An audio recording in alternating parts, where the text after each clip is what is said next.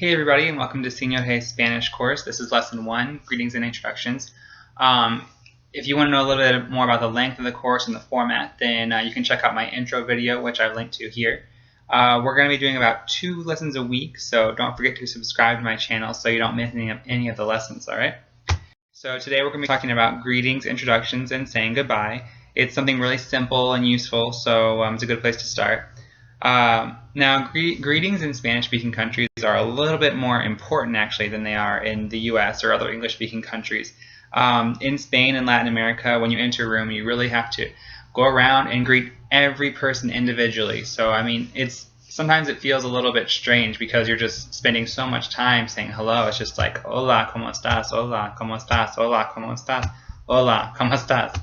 Hola, ¿cómo estás? I mean, it gets repetitive, and you spend an hour when you first get to a party just going around and greeting people, but that's just what they do.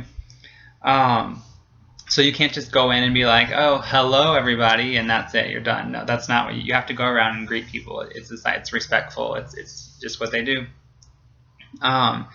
So in Spain, if it's a man and a woman greeting each other, or 2 women, they'll usually do dos besos, so kiss, one on each cheek.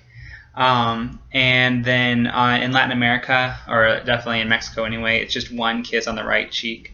So I know it might feel a little weird at first because you're kissing these people that you just are meeting or you don't know very well.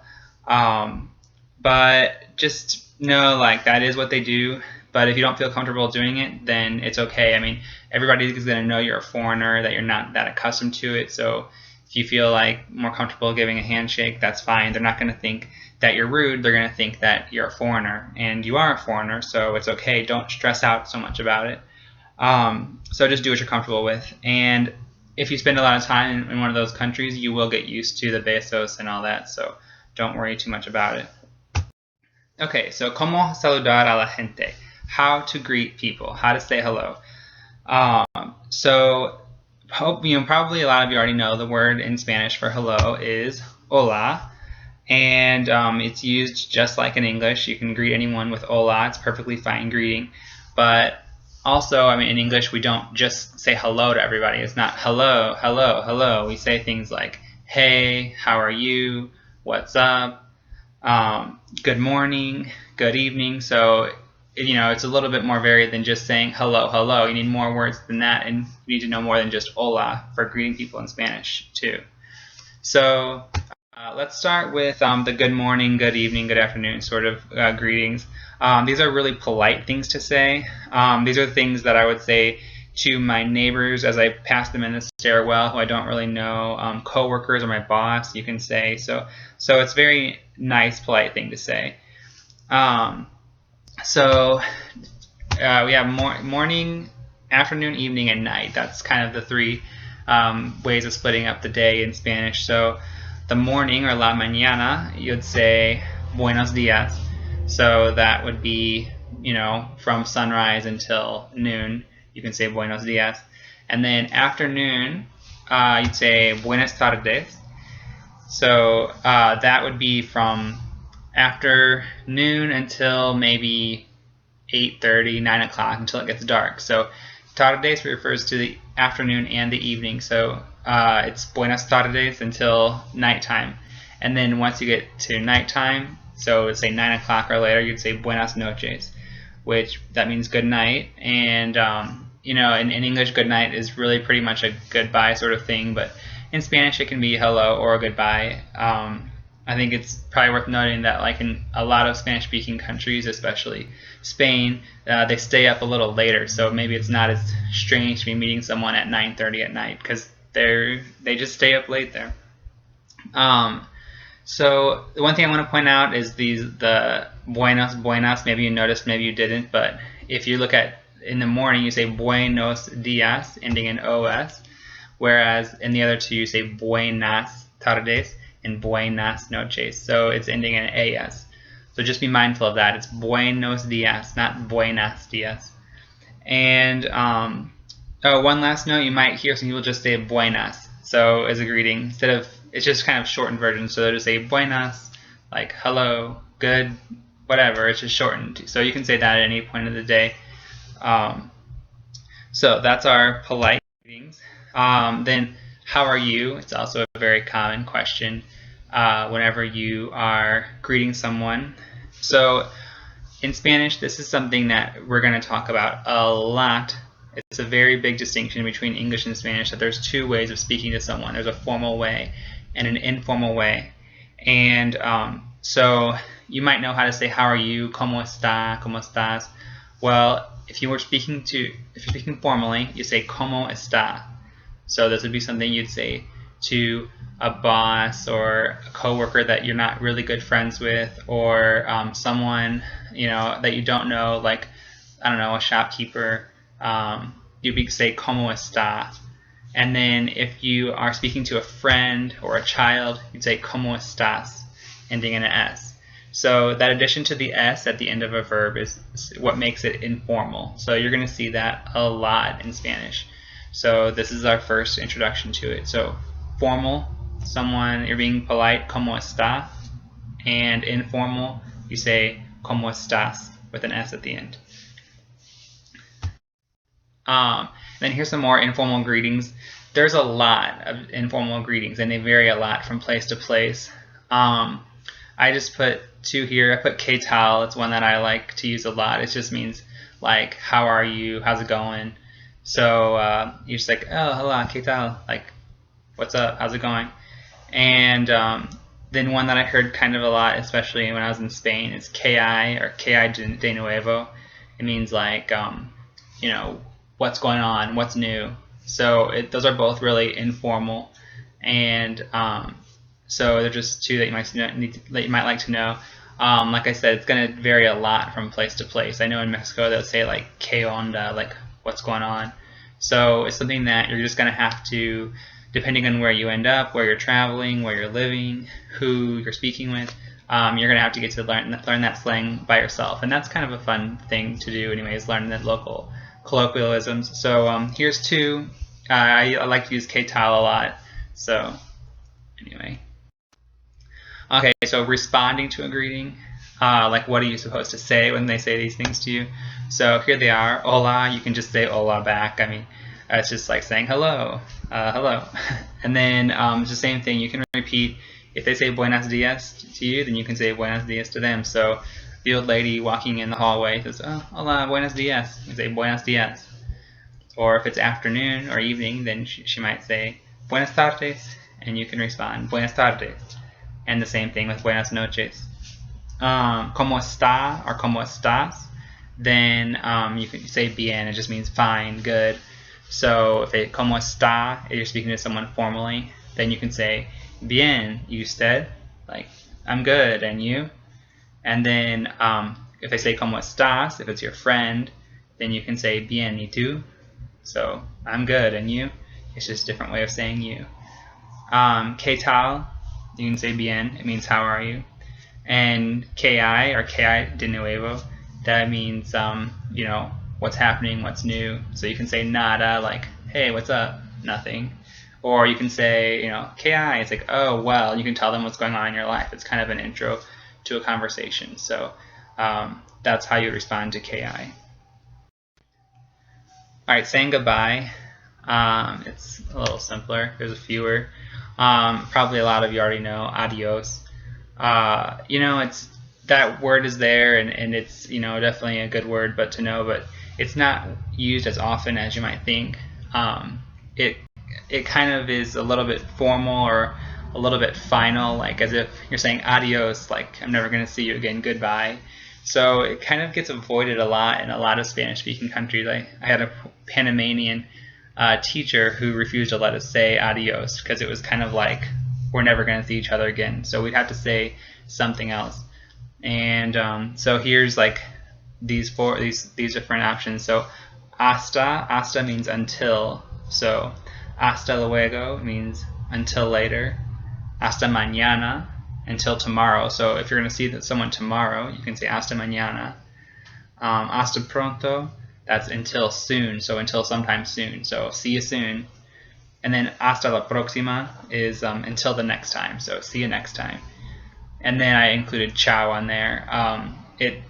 Spanish has that word ciao. It's technically Italian, I think, but but they use it too, especially on the telephone. I hear it, ciao, adios.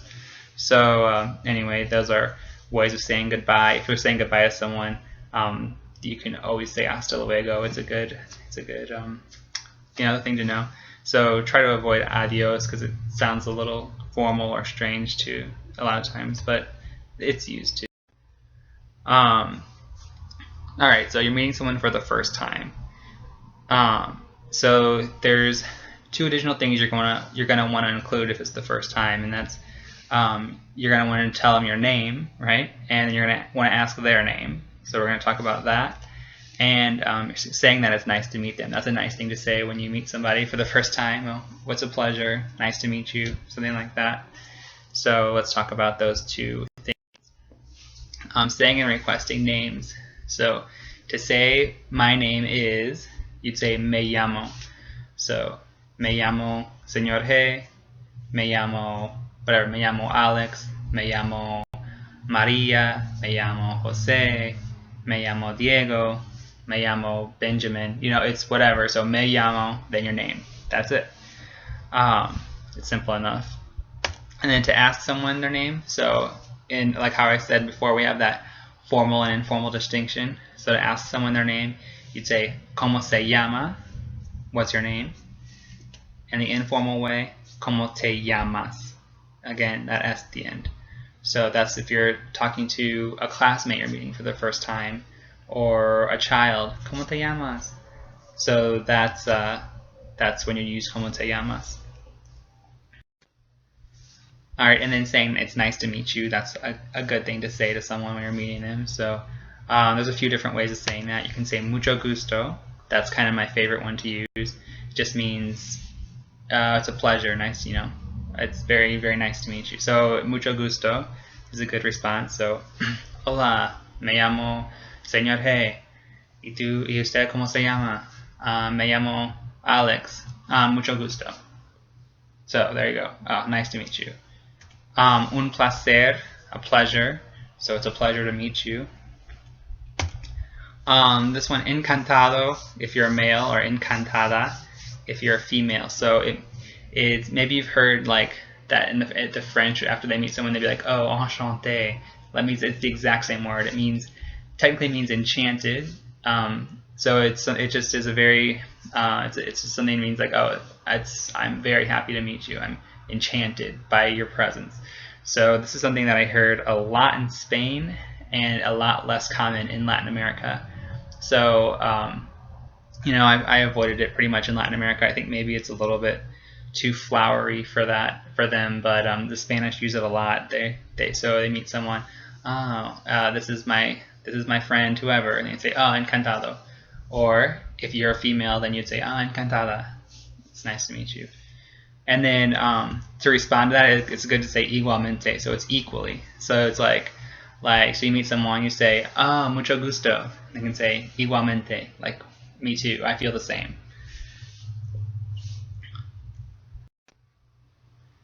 All right, so let's just review the greetings that we've learned. So we've got hola, of course, buenos días, buenas tardes, buenas noches, cómo está or cómo estás, qué tal, and qué hay.